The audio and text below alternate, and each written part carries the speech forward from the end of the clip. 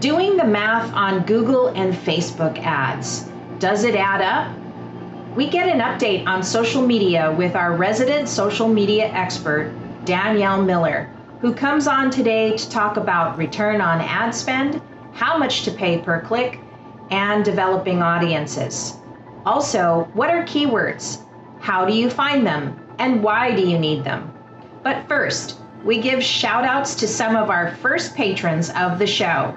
Thank a local powder coater for my Mother's Day gift. And finally, the Coder Biz giveaway is back. Get ready to level up your powder coater game.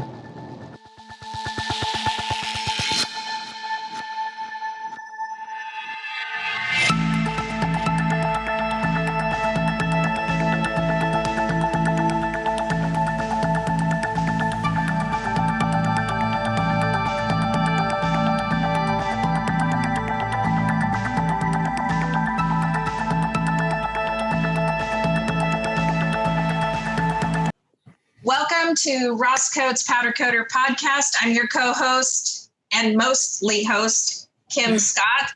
I make up half the duo of RossKote, and you're joining us on the RossKote podcast. So, of course, you know my husband's always working in the background. He'll probably be showing up here soon.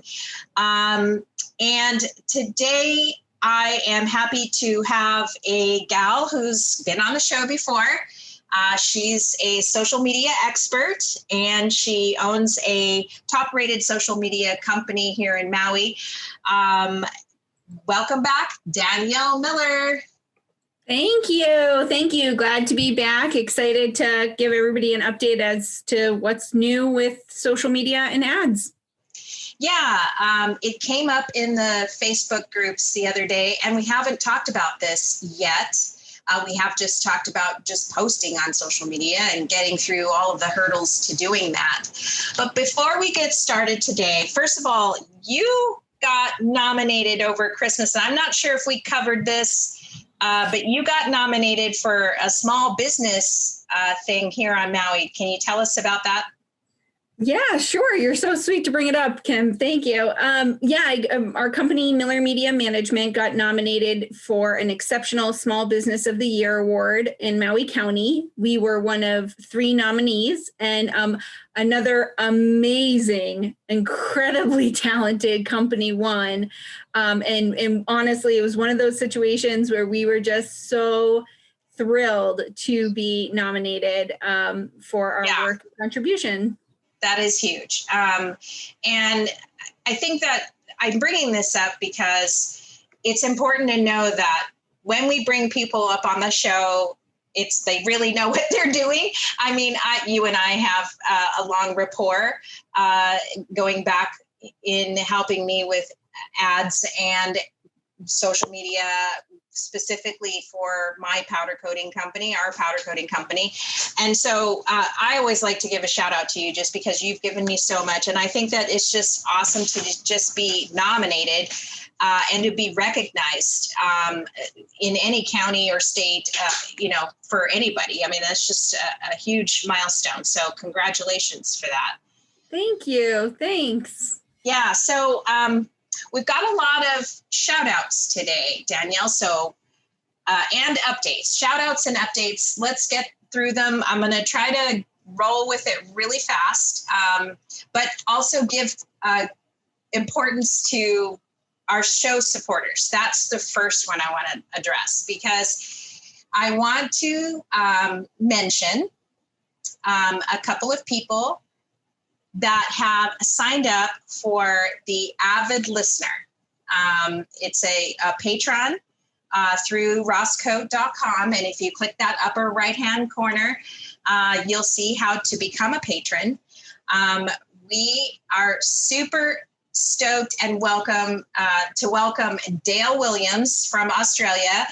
Some of you might know Dale. Shout out to Dale. He's a garage coder out of Australia, and he also debuted on our show. I can't remember the episode, but it was in January, and it was our international powder coating episode. So shout out to Dale Williams. Thank you so much.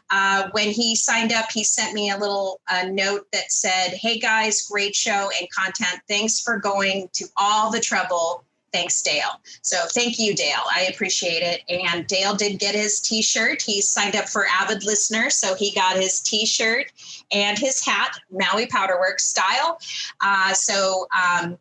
I just want to say thank you, Dale. And then the other two, we have a couple more that have signed up. Let me go to patrons. So we also want to thank Donnie. Oh yeah, I talked to Donnie on Saturday. He owns Anchorage Powder Coating, Alaska, or it's a powder coating company. I think it's called Anchorage Powder Coating. He signed up to be a super fan, so I want you guys to look out for his company video, which I'll probably be working with him in the next 30 days. I did give him some homework, and some of the homework that I talked about with him on Saturday, we'll be covering today in this show. And then we also want to give out a shout out to themobileblaster.com, who is also a avid listener, and he also will be getting we're giving a giveaway for the first 10 signups for either Avid Listener or for the Super Fan, which is you're going to be getting one of these. I have them right here. My favorite guide of all, and I use this almost every day. It's the Blast One Super Surface Preparation Guide. I love this guide. I love showing it to my customers, and they're so impressed when I do. So that is just for a limited time until we run out of these.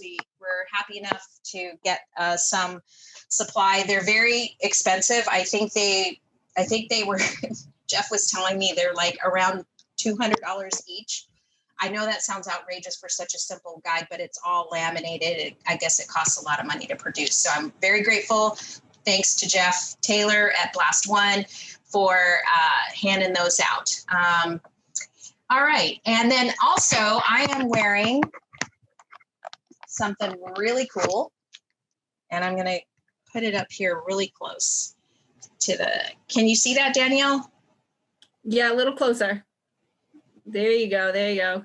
Okay. These are earrings. I don't know how popular they are they're very popular in Hawaii. These are koa earrings.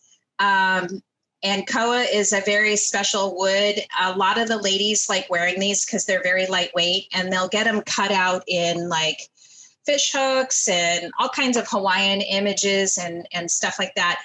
A friend of ours who is also a powder coater just down the street from us is making these. He made these for me because we helped him out with a project and stuff the other day. So I want to give a shout out and I'm going to share my screen with you so you can see his Instagram. But did you see it's the Maui Powderworks logo in there? Isn't that cute? Anyways, let me share my screen because I want to just promote his business. He's just the nicest guy. And, if you guys do laser engraving, I don't know if you do this kind of stuff, but it's really popular, and you can always make your wife happy by getting your logo on and earrings that she can wear. So I'm very happy. So there's Make Any Kinds Instagram. Go and follow him. He's got more followers than we do, but he does all kinds of stuff. He does powder coating on some small stuff, but he also does the Yeti mug stuff. He does small kind parts, but he also does this laser engraving stuff too. So he's got a pretty cool Instagram account too. So just such a sweet, super guy. And they got a little Etsy link in there. So go check it out. Yeah. Any kind stuff Maui. Right. Yeah. I just think that is so Hawaiian, right? That's so Hawaii. So anyways, and he made these like right quick. He's like, I'm going to make these for you. And I'm like, yeah. And then like 2 days later, he came back. They're done. Here you go. I'm like, oh my gosh. One last thing. I'm going to give you the drama about our coder biz. Okay, Danielle? Yep. Let's have it. We're trying really hard to give this thing away. And it's such a great, It's just such a great package. But every time we spin that wheel, yep, something happens. right. Right. So let me give you an update. Danielle and I started this business called the Level Up Package, and I'll share I'm going to share I'll just share my screen right now. You can see what it is. It's basically, we're going to help you build your website. If you don't have a website, if you need help with some social media, if you need a get out the door, get it going kind of package, this is the package for you. And you've always promised yourself to build that website. You have a domain, whether you do or not, doesn't matter. We can help you. So we started this coderbiz.com website in December. We gave away, we did little Wheel of Fortune thing, and we gave it away. So I call the guy, and I finally catch up with him like 3 or 4 days later. And I go, hey, you won this package. And he goes, I don't even powder coat. I've just been thinking about powder coating. Yes, gotta have an existing business. Okay. Yes. Okay. Please read the fine print. You have to be a custom coder already, maybe a garage coder. I don't know. Maybe you've got a commercial space and you've never been able to. I'm just saying, okay, just make sure you're a coder if you sign up. But so he's like, I go, well, can you forfeit this thing? And he's like, yeah. So then we did it again. And that's when we went live with, and then Jimmy O'Malley and I went live again because Facebook failed on the live. And then Jimmy and I did a follow-up, and we announced, anyways, I followed up with that guy. He already has a WordPress site. Super sweet guy. He has I went and checked it out. He's pretty much got it started and halfway built, but he broke up with his partner, which happens every day in business. And his partner ran off with the password and the login for his WordPress site. I said, well, here's the thing. If you've got a half-built WordPress website, stick with what you got, because half of it, even if it's partially functioning, it's still a good website, and you shouldn't throw it out the window. Don't throw the baby out with the bathwater. Okay. Right.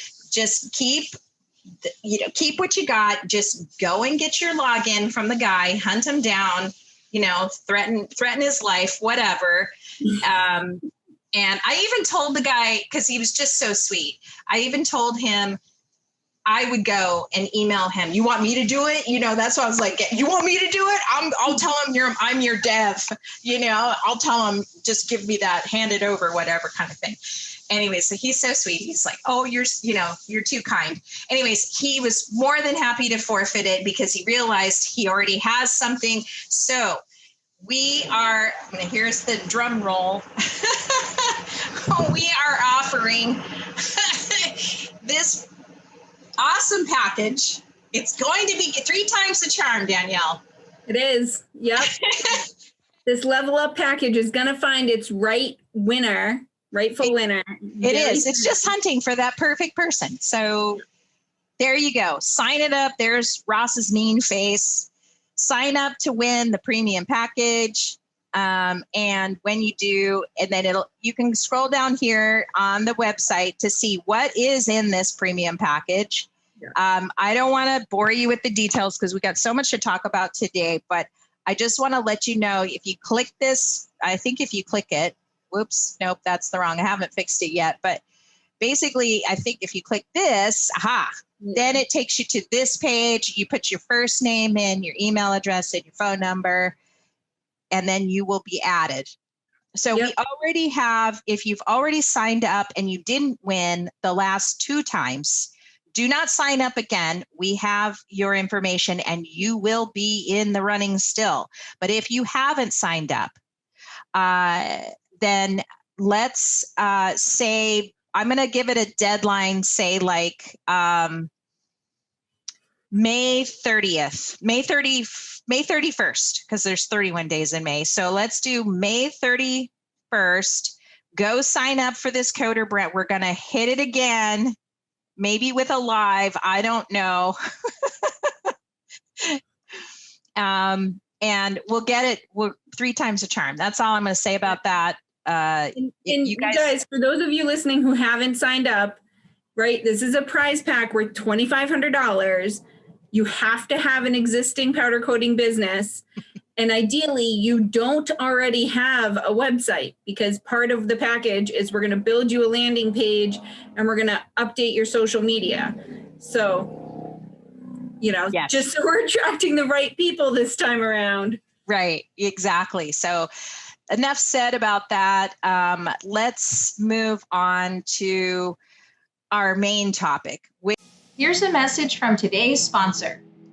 RossKote here from Maui Powder Works. We've been providing customers with high-end custom coatings for over 20 years. We love the powder coating business.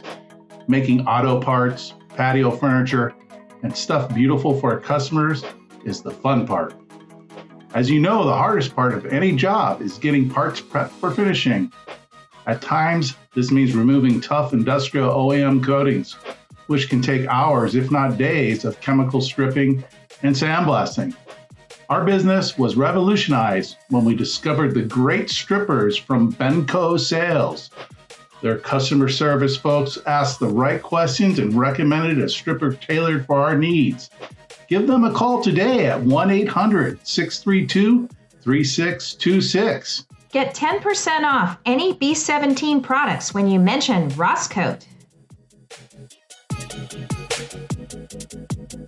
Let's move on to our main topic, which is we're going to do the math. We're going to talk the talk. We're going to walk the walk on Google Ads. Does it add up?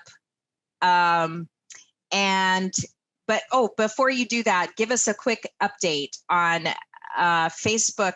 Isn't there something going on with Facebook and Apple? They're throwing pock shots at each other. Yeah, they are. Apple is pissing off Facebook. Everybody. Everybody. Yeah. Yeah. So long story short, Apple is doing what they call the iOS 14 update. It's already in place. Most iPhones are already updating to iOS 14. And this update has a feature where for the user, if you're an iPhone user, now when you open up your Facebook app, you're going to get this little pop-up. And it's going to say to you, do you give Facebook permission to track your activity outside of the app? Yes or no? Right. And a lot of people are looking forward to their privacy, and they're probably going to say no. Yeah. And this really is throwing a wrench in the whole dynamics of Facebook ads, especially if any of you are familiar with the term, the Facebook pixel. So the Facebook pixel is a little cookie that gets put onto your website so that when somebody visits your website and then later they're hanging out on Facebook, you can send them a Facebook ad in their news feed, right? Or in their stories, so that they see and think of your brand. And maybe they, forgot to complete their purchase, or maybe they go, oh yeah, I meant to call those guys. Look, there's the call now button. I'm just going to hit it. Right. But it totally throws a wrench in all of that, because if somebody's saying ask not to track outside of the app, then Facebook can't use the pixel data for remarketing. Right. They can't use the pixel data to identify conversions when somebody does convert on your website. They can't use that pixel data to identify different classes of websites within their audience network. Mm-hmm. So if you're a powder coater and you're trying to run an ad on the audience network, Facebook would look at, they really like these custom built hot rod websites, or they like these websites about tires, or these websites about paint. Those are likely to be the right type of consumer. So they won't have that data anymore. Yeah. So the long and short of it is monitor any remarketing campaigns that you have on Facebook, because the conversion tracking is going to go crazy. It's going to go up and down and all around kind of thing. Yeah. Yep. Yeah. Yep. I mean, speaking to the coder, the coder community, it's kind of funny. Like, I would say that we have a pretty conservative group of listeners, and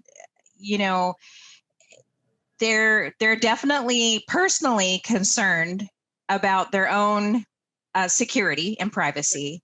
Yep. As a person. But yet, the rub is we are all business owners and we need to go out and get business sometime, especially right now, because now it's a little different here in Maui or Hawaii, because we get year-round business, right? For and stuff. We've got a little bit of a pickup now because it's summertime, we're getting towards summer, and the racetrack, they're trying to get that racetrack reopened now since COVID, and everybody's pushing to get the racetrack and get their outdoor activities going again, and stuff on the mainland, or to our main audience here, which are all mainlanders. Their busy time is in the winter months, because everybody dismantles their cars, their ATVs, their utility, their Polarises, their bikes, their whatever, because they can't ride them in the winter. And then these powder coaters all get busy in the winter months. It's perfect, but now spring is here. Everybody wants to get back on their bikes and do their outdoor activities and stuff. And so things might be kind of dropping off for a few of us. And so this actually might be a good time to start advertising if the bulk of the bulk of your work is starting to thin out or drop off or whatever.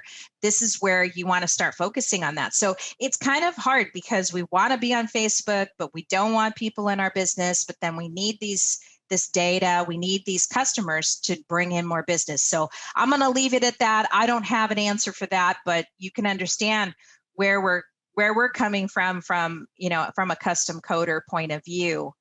There are some tools for keyword research. And I think that's kind of where it starts, isn't it? It's like knowing your audience and doing keyword searches and stuff like that, right?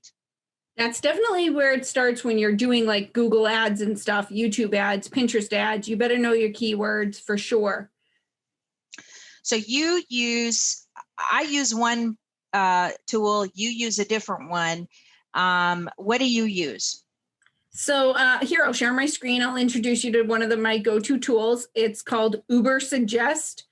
It's the tool created by Neil Patel, for those of you who are in the marketing space.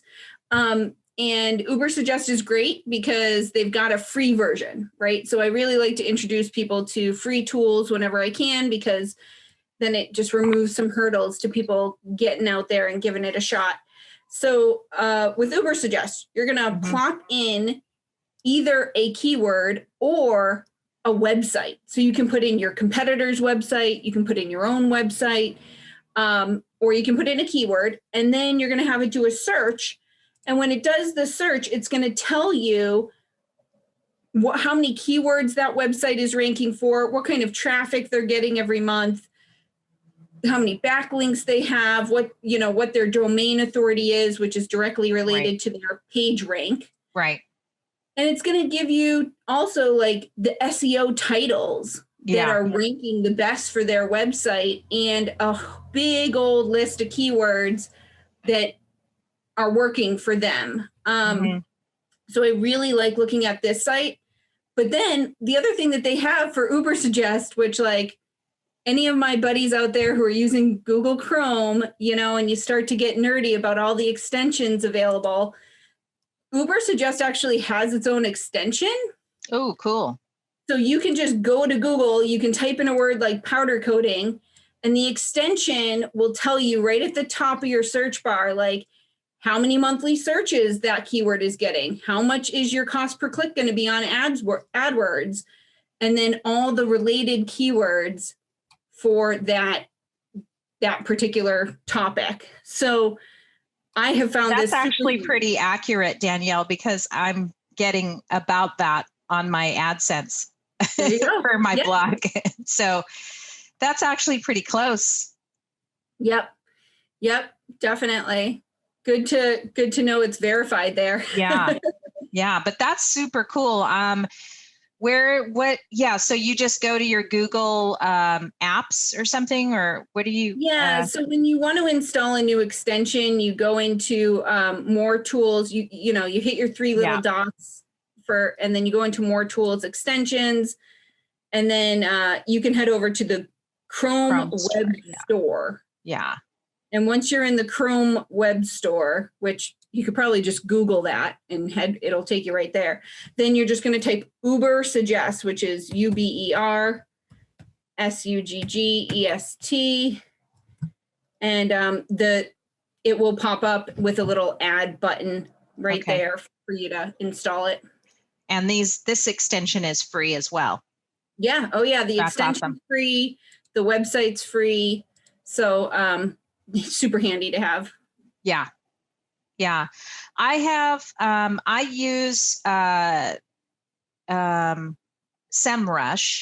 Yep. It's a little, I don't pay for it. I don't think I pay for it. I pay for a lot of apps, but I just checked and I'm not paying for it, but it's similar. I would say that Uber Suggest probably would be a little bit more straightforward to use, basic, not too many buttons, whereas you go over to SEMrush and it gets kind of crazy. But and I don't know if Uber Suggest, I can never remember that word, which is probably why I don't use this app. But what's cool about SEMrush is they'll give me email updates on my rankings. So it'll tell me traffic and visibility. So, many business sites probably won't rank. So don't get all crazy with, I got to have that one. But I'm just saying, like, it's nice that they give you, they'll give you an email update if you are ranking. Now, I just worked with, like I said, a powder coater the other day on Saturday, and we did look at his website, and I did suggest him going over to SEMrush because we found out when we did, he was only ranking for one keyword. And that's not enough, guys. Right. You got to rank for a lot more than that if you want to get higher up on the page. And so this was kind of interesting. So when you Googled the city, he was number one in the maps, but he wasn't on the rest of the page. Oh. And then when you Googled his state, like powder coating Alaska, he wasn't on that page at all. In fact, other powder coaters' social media pages were higher. We're higher up in the rankings. So again, when you are building websites, it's always good to add these keywords into the back end of your site and into the words themselves, into what you're writing, right? Yep, absolutely. Yeah. Yeah, and once you've got your site all updated, you've got to remember too to head over to Google Search Console and have it crawl your website. Yeah, that is so important. A lot of people miss that step, and then it's like it's as if you're sitting waiting for the waiter to come to your table and he doesn't even see you. Right? If you're somebody who might go like, "Hey dude, like I'm over here, like come take my order." That's like going to Google Search Console and just hitting the button that says, "Hey, come crawl my website, will ya?" Right. Right. That is actually a really great analogy there. So I use SEMrush, SEMRUSH. I have also used Moz. I actually have, that is also another one to use, MOZ. Another free, similar to Uber Suggest, where they give you what links you're ranking for, stuff like that. So there you go. If you want to nerd out on a weekend, we've just given you 3 great keyword search tools And again, where we're leading to this is audiences, right? And building an audience. How do you know when you're putting an ad on Google, how do you know what the right, who is your audience? What do they like? What do they don't like? What are they involved in? And same thing goes for Facebook too. You can get pretty detailed with that as well. I think Danielle and I have worked really hard at building out the perfect Hawaii audience. It's been hit and miss and stuff. If I get a chance, maybe towards the end of the show, I'll head over to my business suite and we can look at the ads on Facebook. Just pick out that one ad that we've been working on that has done really, really well in terms of cost per click, because that's where this whole thing kind of started. Was, what is it? Return or return on ad spend, ROAS. ROAS, yeah, return on ad spend, which was actually another shout out put out by Robert Soka from R&P. Thank you very much, Robert. I am using your post as a Facebook or as a podcast topic because it came up and there was quite a great discussion about it. I think it was a post that was in Tips and Tricks.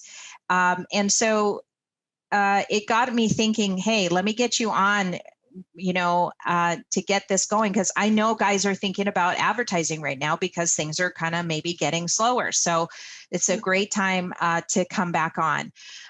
So I found out recently that Google has something called Think with Google. Have you heard of that? So you introduced me to it, which is one of those like, hello, I got you. I finally got you. You totally got me there. I was like, Think with Google. What is this? How long has it been around? I know. And I keep throwing stuff at you thinking, oh, does she know this? And this time I finally got it. It's taken like 10 times of suggesting something and you know everything. So I want to say on air that I finally got you this time, but only because I found out, because I'm in a manufacturing cohort that is out of Honolulu right now, and they showed me these guys are marketing. It's a marketing company that works with Hawaii businesses and stuff to do advertising, and they do A to Z. Like they do TV ads, they do everything from TV ads to social media. So I hopped all over that one. And so let me find, oops, forgot to put my D&D on. Let me get to sharing my screen.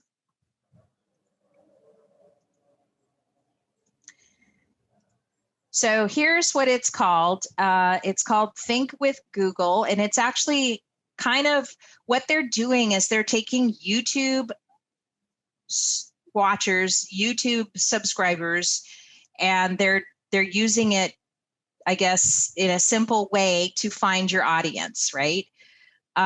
So they're asking, like if this isn't usually you'll go to Google Ads, right?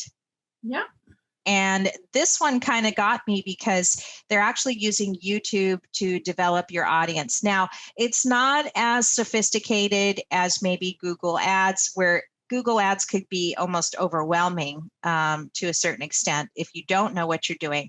And I like this because if you're just hearing about this for the first time, or you ever been curious about it, this is a great beginner entry level kind of like get warmed up to audiences and what audiences is. So it helps if you log in. You can just create, just use your Gmail account to open it up. But it's thinkwithgoogle.com. And I think if you go to the main site, which I should probably do that first. It gives you the home page, and then it asks you for tools. So you'll want to go over to tools when you go to thinkwithgoogle.com, and then it says find my audience. Now there's a bunch of other things you can do here, like test your site, market finder. I haven't gone there and stuff, but we're just going to stay focused and go to find my audience. And when you do, they give you two different choices. You just start right here, and they talk about in-market audiences and affinity audiences. Now, what's the difference? Do you know? I mean, I it'll tell you what it is here, but right. Yeah. It's basically how specific you're being about it. It's somebody is likely a buyer, right? They're in the market for your product, or they just have a general interest that maybe they'll want to buy your product at some point. They have an affinity for it. Right. Affinity, interest, hobby, that sort of stuff. So the difference, why you want to do both, because in the end result with going through this process, and I swear to God, it's going to take us like less than, I mean, you'll spend more time clicking on things here and there to make it than you will. And then they're going to email you a report. And then that report you can read through. Now, it's really basic and stuff like that. But even if you don't ask for the profile, or you can just get kind of crazy with all the different categories. Now, like Danielle said, the in-market audience is people that are actively looking to buy something, right? So let's just start with that. So I clicked on that. And then now, because there's not something specific that's going to say powder coating or sandblasting or Cerakoting or any of the, stuff that we all do there, I just went to autos. But there are lots of other things, like here's business and industrial products. I totally didn't see that one the other day. And then there's business services too. There's all kinds of stuff. So the good news is you can create as many of these profiles as you need, right? You're not, I don't know how many you're limited. If you are limited to, you can basically add as many of these as you want. So I just kind of went with autos and vehicles. And then from here, you sign in, and then you click on, like, are these people looking for auto parts and accessories? Oh, probably. Okay, now it's going to ask me to sign in. Damn it. But you just click on all these buttons and stuff. They've got people interested in leasing bicycles and boats and RVs and commercial vehicles, blah, blah, blah. I mean, you click on it and then you just add it. It's going to say add to your audience. And I think you can have up to, 4 things that you can click on. Again, it's not very hard to do, but the other one is, if we go back, you can click on affinity, and this time you can click on I think there was one that says lifestyles and hobbies. A lot of the guys that like getting their stuff powder coated are into media and entertainment and stuff like that. So you just click on all of these and you can look at them. They give you options and then you add. Now I'm going to go over, let me stop sharing my screen here so I can bring up my, I did 2 different ones here, and I'm not sure how I can share. Can you see that, Danielle? I got to stop sharing. I got to share again, right? Yep. Let's see. Oh, here we go. So this is just like, they gave me a PDF or whatever, sent me something in the email. So this is basically one of the profiles I clicked on. I was just, like I said, was just playing around. But you'll get like a multiple page thing on how to build up your site and, how to click on everything. Wanted to get down to, here's auto repair and maintenance, people interested in vehicle repair maintenance. And then what they do is, while you're doing this, it gives you suggestions. Now, while you're using the tool, you can actually click on the YouTube channels of these people that they're recommending. You can subscribe or check out their channel. and then you can do an ad using people that are following these kinds of people. Awesome. I know. That's super neat, because that would help too find, influencers and stuff that on channels. Yeah. Within that category. I think that's great. I'm not sure you can connect the channel yet unless you were doing a YouTube. I mean, it wouldn't make sense, but it gives, I guess, in the way they're connecting this YouTube thing is it's giving people, exposing the user or the business owner into what people are watching or listening to in this category, Yeah. How that relates to Google Ads in searches, I'm not quite sure, but I think they're getting there with that. And so they also suggested that people that are researching about auto repair and maintenance are also people that are thrill seekers, avid investors, frequent salon visitors, and fast food cravers. So, it just makes it so easy, and right at the top touch of a button, you can get all this information about who you think your audience is. And then it does the same thing with so I added thrill seekers. Once it gave me that suggestion, then I went to thrill seekers, and then it gave me these suggested ones to follow, and it goes on and on and on, and you can create as many as you want. I think if you were doing sort of more of a business, B2B kind of thing, you might want to do the business, and so I imagine the categories will expand, especially the in-market ones will expand as people start to use the tool more often. Yeah. So tying this all together now, we've learned about audiences, and obviously audiences are used when creating Facebook ads and Google ads. So what's the next steps? Danielle, take us through that. Now I don't know what to do after that, because I just hand it off to you. Right. Here's a message from today's sponsor. Chemical strippers from Benko Sales reduced our prep time by up to 80%. We chose Benko B17 and have been using it now for 5 years. We were surprised at how effortless it removed finishes from literally anything we put into it. Removal takes minutes, not hours. Several suppliers over the years have told us they have something as good as B17, but don't believe it. There's a reason the name B17 is universally applied for those claiming to have fast strippers. Buy it by name and available only by Benko Sales. B17 is the industry benchmark by which every other stripper is compared. Accept no substitute. Get started today by going to benkosales.com. BEMCO sales.com. Say RossKote sent you for 10% off B17.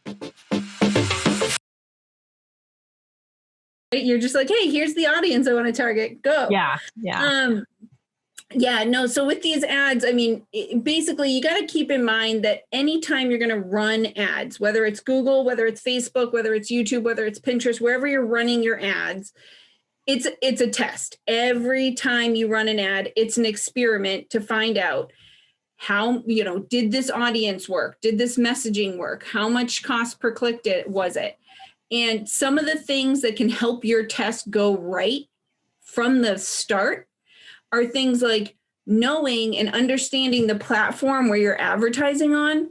So for those of you who are, creating a Google ad, think about the type of person who's typing in a keyword, right? They're closer to that in-market audience that Kim was just describing than they are an affinity audience, right? Facebook is more the affinity audience type where so on Google, someone might be typing in, how much does it cost to powder coat rims? And then they're more in the market, in the mindset of becoming a buyer. And so when your ad pops up and says, rim calculator, powder coating rim calculator, like boom, they're going to head right there. Or if you have on Facebook, if you have an ad for your powder coating rim calculator on Facebook, somebody's not in the market at that moment in time when they're scrolling their news feed, when they're like wishing somebody a happy birthday, or, you know, looking at pictures of somebody who just had a kid or just went traveling or something. You know, they're not really thinking right now, I need to know how much rims are going to cost me. So when they click from your ad, they're more like just playing around. Right.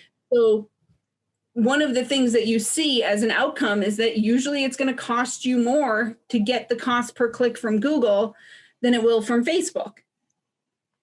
And that's because usually that's a higher quality visitor. Yeah. So, I would have to agree with that. I mean, I haven't done a lot of Google ads, thankfully, you know, because I do so much organic social media outreach and stuff like that. I've just, you know, I really should just let that hang up go and just put some money towards it a little bit more. And we are actually, you know, we have had some pretty good ads roll through for sure, which I hope to show what we've done on one of these things. But I get a couple of your ads pulled up. Do you? Okay. Yep. Because what is a good ad? How do you know you're doing the right thing? And you're not, and even if you're paying someone, like I pay you to do it, how do I know that that person that I'm paying is actually delivering the results that I need, you know? And you and I always review an ad after it's done and say, do we want to do this again? Or how did we do and stuff? So what are some of the things that you've taught me to look for in terms of like, isn't there like something like how many times they see an ad or, you know? Yeah. Frequency is a big one. I mean, are you comfortable with me sharing your ad account, or you want me to just? Yeah, sure. If you've got it pulled up, you know. Yep. Yeah, I got it pulled up. I think I'm proud of it because I think that you and I've worked together to really do the best that we can to, you know, to really bring about good results, you know. Yeah. And we should, I guess, it's not a matter of a brag more than it is about sort of like, what do you look for? What is a good performing ad and how can you make it better? Or what am I doing? You know, just sort of just a baseline. Yeah. So let's talk specifically about like Facebook and Instagram ads for a minute in that avenue of like, what's the baseline and what do we look for? So one of the first things is when you go to create your ad on Facebook, it's going to ask you right off the top, it's going to give you the 3 different columns of like, what is your objective? Meaning, why are you running this ad? What do you hope to get out of it? Right. Are you looking for website traffic? Are you looking for conversions or sales or video views? So when you're picking that objective, keep in mind that like when you're going to say, analyze the results of an ad and say, how did that ad perform? You told it what to optimize for. You told it the goal. So we have a couple of ads going right now that all have slightly different objectives. Some of them are to generate website traffic. Some of them are to get a conversion, a landing page view. And we even have some ads going right now just for brand awareness, right? Build the brand, get it out in front of them. And when you have a brand awareness ad running, you know, it's all about how many people are seeing the ad. And then Facebook will even give you what they call the estimated ad recall lift, which is their estimate as to how many people would remember your brand name if asked about it 48 hours after seeing your ad. Wow. I didn't know about this. Yeah. And sometimes you might even, as a Facebook user, you might get a pop-up on your newsfeed that's like, hey, have you seen any ads from any of these 4 companies in the past couple of days? You know, and it just kind of is giving you a little survey. So that's how they're getting this information. So, you know, we've got an ad here that has reached over 50,000 people. And they're guesstimating that about 4,000 of those people really took the message to heart and are understanding the brand and becoming familiar with the brand. Yeah. Yeah. And then like we've got a couple of ads here for more industry ads, right? Like if you're trying to target people in the industry, build partnerships, this is one of the ads that we have going right now. And it's performing incredibly well. I mean, people are clicking over to learn about this particular finish for like 5 cents a piece. Right. And, and so when you have this ad, you should be jointly looking at your Google Analytics, hopefully, right? Not all of us have UTM codes and all that crazy gobbledygook that comes after the link. You don't I don't use it. I probably should, but just simply enough, do you see a bump up in traffic? That pretty much can tell you, right, especially during the days that you're running the ad. So, you want to follow up on both sides, Google Analytics and tracking the ad performance itself. Yep. And you're going to look at, when you're looking at the ad, like you hinted to it too, with frequency, how many times have they actually seen the ad? So, we're trying to keep these numbers not too high. So these people have seen the ad 1 to 2 times a person. Once you start getting up above 8, like somebody's seen the ad like 8 times, that's when you're starting to just kind of piss away the money, because they're just saturated with your ad. Right. And then the other thing you want to look at is like, okay, so are you getting link clicks if it is a link click ad? And how much are those link clicks costing you? So, you can see a significant difference in these ads here in terms of how much the link click is costing. And it might just be that, you have one audience that's more competitive than another. And so it costs more money to reach that audience. But when you do find a sweet spot, that's where you're going to put the most of your budget. In terms of cost per link click, I like to give people a guideline, like right around that $1, $1 to $2 per link click is super common these days. And your click-through rate, ideally, you need that up closer to like 2%. So we've got one ad that's got almost 6% click-through rate, but our other 2 ads are much lower because they're actually not optimized for the link click. They're optimized for something else. Okay, there you go. So those are some good, perspectives on, how we've done.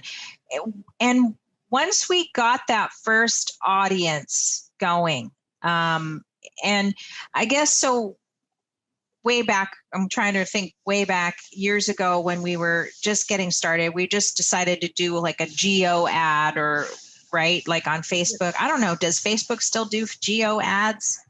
Oh, for sure. Yeah. So a geo ad is when, you're geo targeting around a specific location. So you might say, target everybody within 5 or 10 miles of my shop. Yeah. We saw a pretty good uptick that back then. And then I thought, oh, well, this is easy. But then no, it was, that was just like a pump fake. But then we started getting into more audiences and stuff because, for us, it was easy to attract that automotive guy or the auto enthusiast guy. But how do we get those architectural guys? How do we get those project residential people coming in with their tables and chairs and their whatevers, and that's where we really tried to start to dial down on our personal Maui Powderworks ads a little better. And I think we did okay. I know I saw a huge uptick in the Google one we did. And that scared me because because you could, they tease you with that $150, to get you started. Yeah. And then it just becomes this addiction to just using them all the time. And I personally like to just slow the roll down and actually pay more attention to the content that I'm producing on Instagram and Facebook and get my, get that interest first And then rather than just throw out an ad with willy-nilly with no understanding of who I'm attracting and stuff like that. So, but we've been, you have to do more than one ad. You can't just do it once and say, great, it worked, or it's terrible, I never want to try it again. You just have to keep testing. You do. All the experts say that. In fact, a lot of them they're saying you want to do the same ad and do different audience, then you have to do it like 5 times. But I'm like, I'm not doing it 5 times. But that's what they, in order to really track it. And then you're supposed to change up the words with the picture and that's how the pros do it. But who has time for that? I don't. But we just trying to help us all along, right? Definitely. Yeah. So go ahead and, is there anything else that we should talk about or that we haven't talked about on the step-by-step? So we haven't really touched on Google Ads, so I'll just take 1 minute and give people a quick lowdown on the step-by-step for Google Ads. So first, it's AdWords, adwords.google.com. And if you want, those are going to be those search and display ads is what they call them. And you can generate website clicks, you can generate calls, you can set all different kinds of objectives like that. And then they also have something called the Google Merchant Center, where you can set up shopping ads if you have actual product, like that many kind stuff, Maui, right? Like they got to get in those shopping ads on Google. That'd be sweet. So when you're setting up your Google ad, a couple of tips to keep in mind. Think about different campaigns by the different groups of keywords you're going to use. So you might have a rims client that you're trying to attract versus you might have a, home landscaping, home improvement client you're trying to attract versus industry, like you're trying to get the big industry referrals. Those are going to be ads that are different audiences. They need to say different things and they need to use different keywords. So don't lump them all into one. Right. And then when you're creating your Google ads, you can create one ad and it'll, that's what they teach you to do. But you actually want to try to create 3 or 4 different varieties of ads.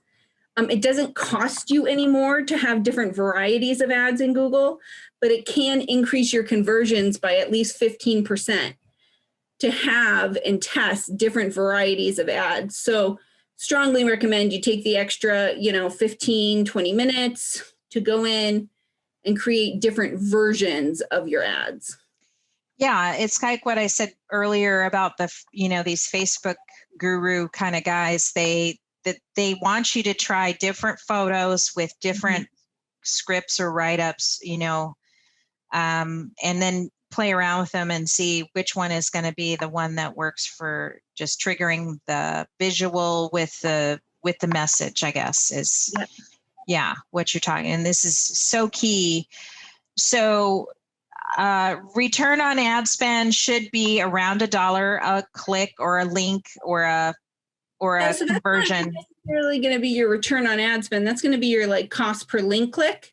And then it might take you 100 link clicks before somebody's signing on for a big job.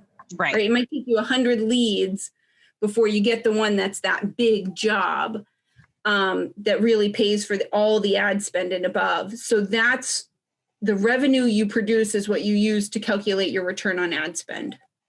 Right. So don't just look at that dollar. I spent $1.27 on this and on this one. And because you don't really know until you get the job, how, that it's not just a matter of don't just look at what you're spending today, tomorrow, next week. Look at the bigger picture, which is I got, 10 rim jobs for during this time period that I, did the ad for. Yeah. You might spend $100 in the ad, but if it's going to produce 10 rim projects for you, there is a return on ad spend there for sure. And then also think about the lifetime value of a customer. Yeah. If you're bringing in a first-time customer for a rim project, and then they're coming back to you for other projects later, that even if it costs maybe like $20 or $30 to acquire that customer, if over 5 years they're spending thousands of dollars with you, well, then that makes that cost per lead just seem like totally nothing. worth it. Yeah, totally worth it. Yeah. And that's where I need to kind of get over that hump about spending and stuff for more ads, because we're now finally in an area that's got a lot more people, because we're on the west side of the island, which is very limited. But now we're in a greater geographical area. So, obviously our problems are kind of solved in that direction and stuff. It's kind of interesting. I'm going to share, let me get to my website first, because where is my website? My powder coating, my Maui Powder Works website is, I have so many websites, Danielle. Yes, you do. I have a problem. I really need to hone it in. Yes. But we won't tell Ross. Yeah, keep that one under wraps. We won't tell Ross. So that reminds me, if you want kind of like a dead ringer, and I'm gonna shamelessly prop myself, because this little blog, I tell you, is so popular that I have to promote it because it's so underrated. You can advertise with us probably cheaper than Google Ads. We do have ads, and now it's not all over my site. If anybody's been to Maui Powder Works, you know that on the business side or the business page side, like my home page and the services, I don't have ads. But the blog is one of the top blogs in powder coating today, especially to customers that are looking for powder coating or looking to learn powder coating. So we have dynamic ads with AdSense and stuff, and that's just some of the stuff we have. But I want to show you that we actually have, can you see this, Danielle, this little? Yep. Yeah. So yeah, isn't this awesome? So Benco, as you know, they do sponsor the podcast, but they also have a couple of ads with us as well, print ads that I'm, generously like trying to get this going and stuff like that. So your ad, your powder coating company could be right here on a powder coating blog. Doesn't it make sense? That it should be there. So, and the reason why is this is dynamic. This behind the scenes part of the ad company that I use, or the plugin that I use on my WordPress site, is designed to geographically pinpoint. So if you were, say, in Texas or something like that, and your customer was in Texas, this ad, your XYZ ad would be only showing the Texas people. Chicago people would be seeing Chicago powder coating or something like that, right? So I think the way I set it up was that through this one plugin, I can actually kind of target their customers so that they're not having to overpay for ads and stuff like that. But anyways, just a little shout out to Maui Powder Works. I'll put the link for advertising in the podcast. We'll also put the coderbiz.com link in there, so you can go sign up for the 3 times the charm powder coating premium. The package is so awesome. I can't wait to give it away, Danielle. My gosh. We're trying. We're trying. Just gotta have a powder coating site. Yep, powder coating customer. Yeah. You must have a powder coating website. It's helpful. A lot of you guys have started some already, and for one reason or another, it's just never been done. Danielle and I are available for one-on-one too, just so you know, if you need that as well. And many of you do, many of you started sites and you're just not sure where you're kind of halfway in and halfway out. But the Coder Biz package is really for those that just kind of don't have anything really. I mean, they're maybe just getting started or still working in the garage or whatever, or just, ready to open up the commercial space, or have just moved to a commercial space and they're ready to kind of do a little bit more to get people in the door now. So this is perfect timing for that. But anyways, yeah, that sounds good to me. Where do we find you, Danielle? Oh, that's an easy one. I'm at MMM Social Media everywhere. So mmmsocialmedia.com is the website, Facebook, MMM Social Media, Instagram, same. So pretty easy to find out there. And I do teach a lot of classes. So, and you can take the classes from anywhere in the world. They're just held on Zoom and you can get the recording of them and whatnot. So feel free to follow me. I'll share some tips and you can hopefully attend a class soon.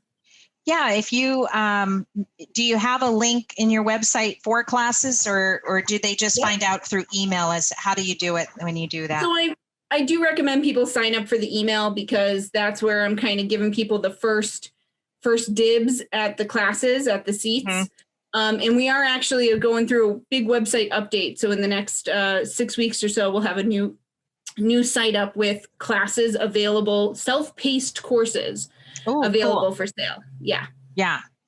Well, I'll tell you, if you're going to learn social media, it's got to be with Danielle. She's taught me everything I know and then some. I finally got you today. I found something you didn't know. Yeah. Milestone moment for Kim. I think it's great because the way you explain these classes and the social media and stuff, you break it down. It's not hard. The way you explain things is very just straightforward. It's not confusing. You deconfuse the social media maze for us as well. So I think that's it. Right on. Thanks again, you. Danielle. Yeah. Thanks, Kim. Glad to be on. All right. Well, we'll see you hopefully in a few more months. Sounds good. All right. Take care. Bye.